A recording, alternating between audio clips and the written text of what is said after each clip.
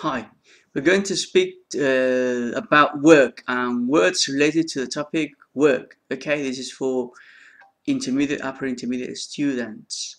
Okay, for example, I want to concentrate on the word competitive.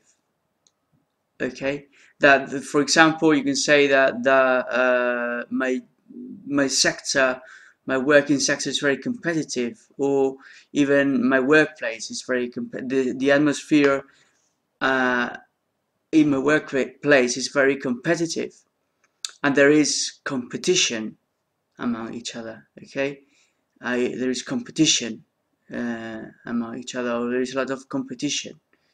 Okay, which is well, in Spanish we say for that, we say competencia, hay mucha competencia, but it's not competence. In English it's competition. When there is rivalry between two shops, we say not competence but competition. Okay, another phrase that could be interesting for the topic of jobs is the that you have to cope with a lot of stress, or put up with a lot of stress, or put up with difficult situations, or put up with cramped conditions.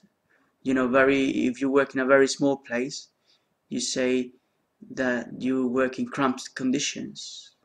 Okay, very small room, very small place, you have no free space. Okay, so it's cramped condition and you have to put up with it. Some other good collocations, for example, is you say you work very long hours, or work long hours. Okay, we haven't got an equivalent for that in Spanish, for example. It's a very English expression, work long hours. It's like